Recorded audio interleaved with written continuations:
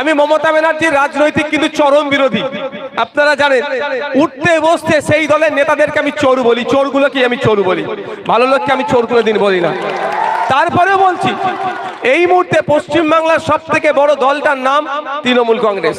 তার সুপ্রিমো একবার ঘোষণা দিক, যতক্ষণ না পর্যন্ত এই অ্যাডজুডিকেশন অর্থাৎ বিচারাধীন বিষয়টা নিষ্পত্তি হচ্ছে, ততক্ষণ পর্যন্ত আমরা ভোটে অংশগ্রহণ করব না।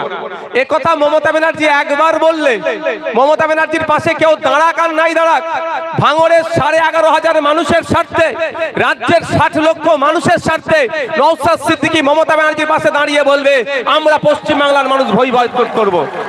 কিন্তু তারা এখনো বলছে না কেন?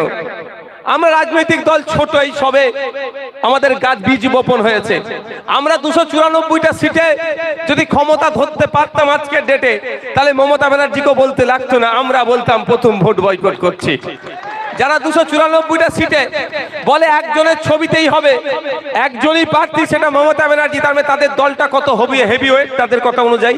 তাহলে আজকে মানুষের পাশে দাঁড়াবে না তো কবে দাঁড়াবে? এরা বলতে পারে ভোট দাও সমস্যা মিটে যাবে। আরে ভাই, এখন কোন সরকারের আমলে আছি আমরা? গতকাল পর্যন্ত তো, এখন যদিও নির্বাচন কমিশনের, কিন্তু এখন আমি এমএলএ, আজকে আমি সই করে এসেছি বিধানসভাতে। আমি জিজ্ঞাসা করলাম কতদিন পর্যন্ত এমএলএ থাকবো, বোর্ডটা খুলে দেবো গাড়ি। এমএলএ না হয়ে এমএলএ বোর্ড লাগিয়ে ঘোরা অন্যায় হবে। বললো না, এখন আপনাদের পিরিয়ড আছে। যদি নওশাদ সিদ্দিকী এমএলএ এখন হয়, তাহলে মুখ্যমন্ত্রী নিশ্চিত হবে মমতা ব্যানার্জি।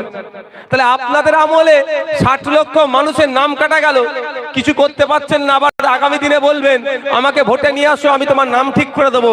এই গাঁজাগুড়ি তথ্য আমাদের কাছে না দেন আগামী দিনে।